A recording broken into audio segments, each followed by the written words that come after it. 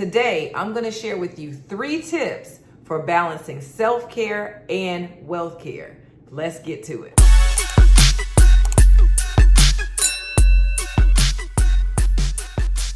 Welcome back to the Self-Care Wealth Care Club, where we focus on helping high-achieving women get to the bed, the brag, and the bag. I'm Lakila J, and I believe that burnout is 100% preventable when we prioritize self-care and wealth care without guilt or apology. Now, I get this question all the time. Lakila, I get it. Self-care is important and wealth care is important, but how the heck do you balance the two? Like, they seem like competing priorities, right? And I agree with you. On the surface, they might seem like competing priorities. So first, before we get into those 3 tips, I want to just acknowledge that in this world, in this society, it feels like it can't be done, right? Because grind culture says sleep when you die. I don't know about you, but sleep is sleep and dead is dead. I'm trying to be awake and living. Our brains and our bodies, they work best when we're rested. Duh. How do we balance the two? That's the question. Well, I've got 3 tips for you. Let's get into tip number 1. Tip number 1, celebrate your rest. We're often very apologetic about our rest. Like, oh my God, I need to take a nap, or I'm so tired. And we kind of glorify when we've done all-nighters and things like that. Let's change that around and wear rest like a badge of honor. Let's talk about how often we nap. Let's celebrate zoning out, daydreaming, doing nothing, just sitting silent. All of those things constitute rest. Let's stop celebrating how much rest we didn't get and give ourselves a pat on the back for when we go to bed early. Rested brains and rested bodies are breeding grounds for our best ideas, our greatest solutions, for not being cranky. Your $1 billion idea is probably waiting for you to take a nap. So celebrate your rest.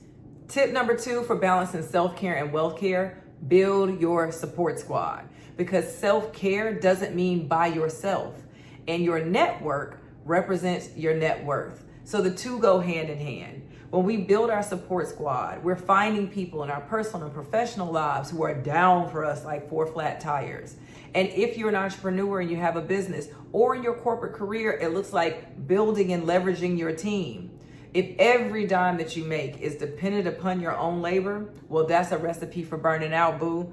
And I believe that burnout is 100% preventable when we build our support squad. You see how that works? It all works hand in hand. And your support squad can extend from your home life to your professional life. Now, I have the Self-Care Wealth Care Club. I'll drop the link to that, where I share more details on how to do that, the how-tos, what it looks like, and the benefits. So if you want to know more about that, check out that link. Would love to have you there in the club. But it suffices to say that if you want to get your coins up and feel rejuvenated, you got to build your support squad. That's tip number 2. Tip number 3, make your money work harder than you do. Like I said earlier, if every dime you make that comes into your house requires your own effort, you're working too hard and your money's not working hard enough. Look, money doesn't need hugs, kisses, or encouragement to grow. It just needs a good place to work. So let's put those dollars to work. Now, I wrote the book, The Show Enough Principle. I'll drop the link in the description so you can check that out. But I wrote that book for high achieving women to learn to prioritize self-care, self-promotion, and self-celebration. As much as I love doing that, as much as I love being an author, as much as I love being a speaker, I'm also very passionate about my money being hard at work while I am not. I enjoy naps. I enjoy traveling. I enjoy spending time with my husband and my son. I don't enjoy grinding.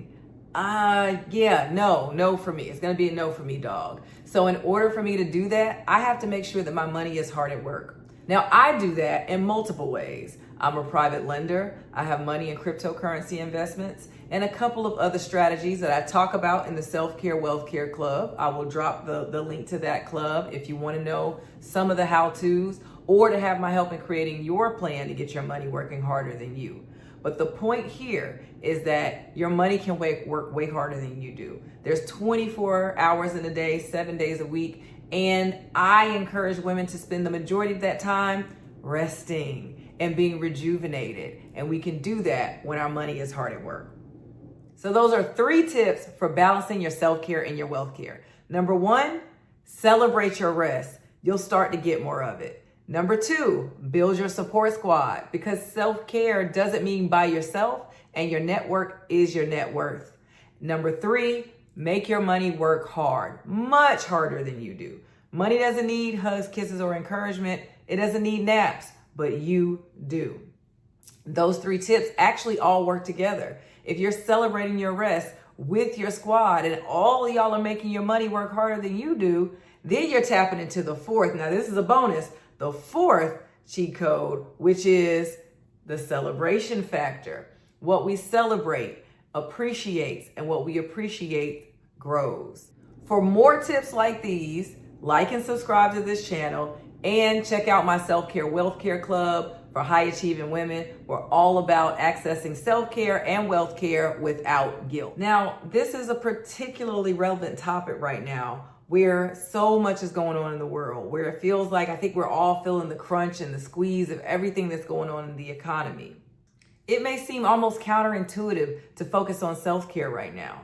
And it might feel more relevant to focus on wealth, but also more impossible to make our wealth grow. Am I saying times aren't cray-cray? Absolutely not, because they absolutely are. But that's all the more reason to lean into spaces where you're being poured into, where you're being provided strategy and resources. That's why I created the Self-Care Wealth Care Club for women, because we need those spaces that we can continue to take care of ourselves, to feel rejuvenated, to learn to prioritize these things without guilt or apology, and make our money grow. You're already high achieving. You may be highly accomplished, but you might not feel accomplished, which is what this space is all about. Combating that lack of feeling accomplished and replacing it with knowing your worth, knowing your enoughness, and getting our coins up. Okay? The 2 go hand in hand.